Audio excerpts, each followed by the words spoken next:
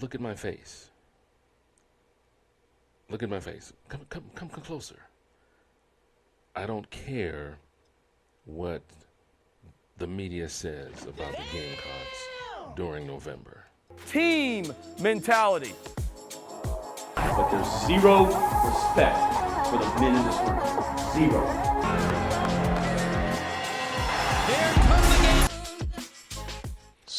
What up, Gamecock Nation? You know who it is. It's Mr. Gamecock himself, Gamecock OV here, back with another video for you of our South Carolina Football Gamecocks. And we have, this week, the biggest test of the season for us. Texas A&M, the Aggies. I still don't know what an Aggie is. I think it's a minor of some sort. That's what I'm guessing. The Texas A&M Aggies are coming to Williams-Brice Stadium, ranked number 10 in the country there after dismantling, I guess you can say, the LSU Tigers on last Saturday there. So the Gamecocks did not play last week. They're coming off a bye week. So those mid-season bye weeks, I'd rather have them closer towards the end of the season anyway versus early part of the season. But it's good that they have two to actually kind of get healthy. And you can go over to the Big Spur and kind of listen to, Shane Beamer's, talking about this is the healthiest they've been all season. Lenore Sellers is healthy. Rocket Sanders is healthy. And seeing exactly what I believe Jared Brown may actually play receiver there. So it's going to be the biggest test for them this season. Bigger than LSU. Bigger than Ole Miss. I truly believe that. Texas A&M is a more physical team. They've always played the Gamecocks physically. They've always played the Gamecocks, somewhat close, whether in College Station or at Williams-Brice. But it always seems that, let's face it, Gamecocks are 9-1 or 1-9 versus Texas A&M. Yeah, not good. Not a good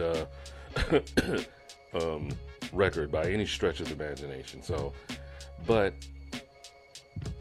I believe it's a night game, if I'm not mistaken. Yeah, 7:30. So here's the thing: the pundits, the media contemporaries, if you will, they will all come down to Columbia. I'm going to paint the picture for you. They're going to all come down to Columbia. They're all going to come down, and it's going to be a big media thing, and it's going to be, oh wow, Gamecocks this, and oh my goodness gracious, the big lights. Can they do this? Which Gamecock team is going to show up? Is it going to be the team that dismantled Akron? Or is it going to be the team that had a big lead against LSU and then squandered it? Or the team that fell flat against Ole Miss? Which Gamecocks team is going to show up? Hopefully I nailed everyone that would say something, like that. That's their job. That's their job to kind of scrutinize and put teams like the Gamecocks under a microscope. Just basically under a microscope. Here's the thing. I don't care what... Come close.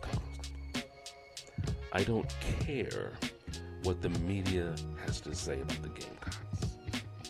Neither should you. Nope. As Gamecock fans, here's the thing. We know our team better than pretty much anyone else.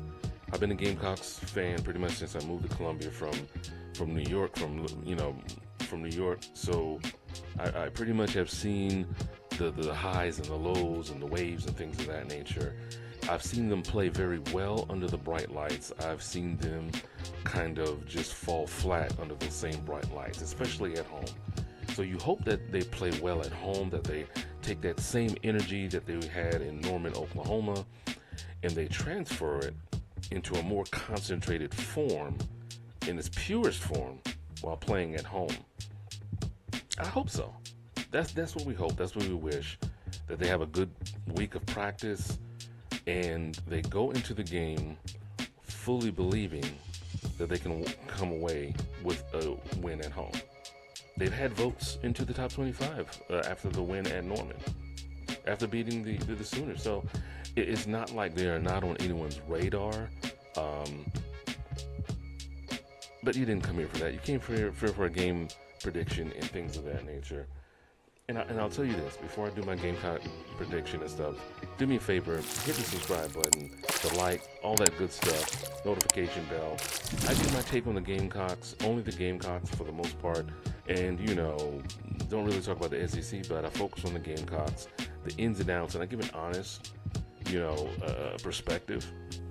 It may be somewhat optimistic, but I try to be as realistic as possible. So thank you so much for subscribing. It definitely helps the YouTube algorithm, you know, all that good stuff. Definitely helps the channel grow.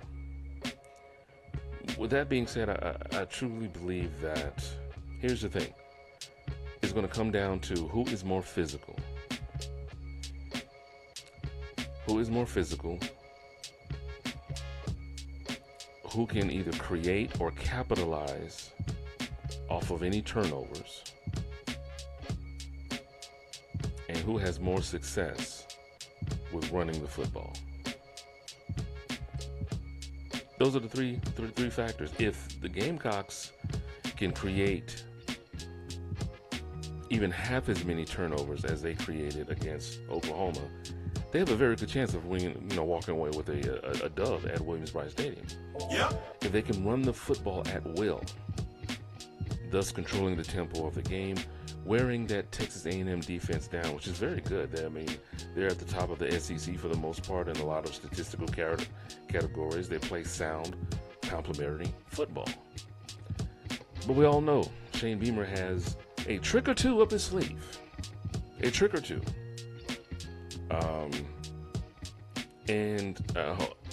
What I don't see working in our favor is if this game comes down to either an overtime or a field goal to solidify the win.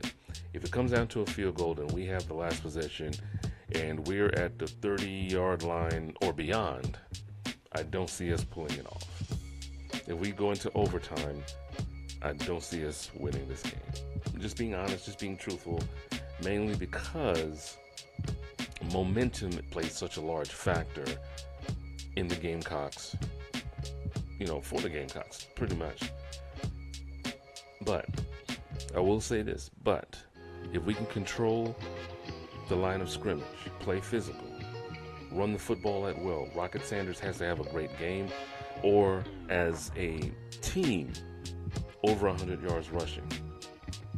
Over 100 yards rushing. We're not talking 2.3 yards per carry or 3.1. We're talking 4, 5, 6 yards per carry. Sound offensive play calling. And first and foremost, taking care of the football. No bad snaps. No, of course, no interceptions. No fumbles. South Carolina can win this game.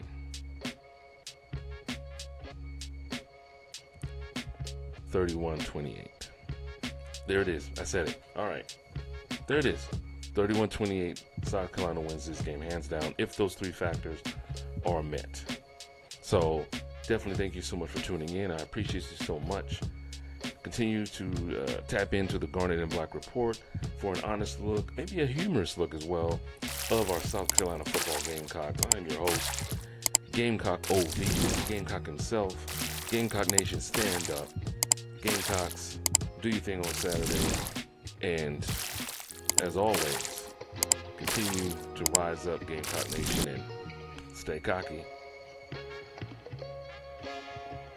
This is a culture built on love, man.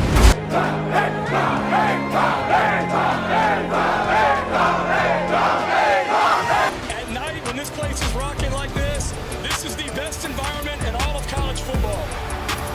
Welcome back.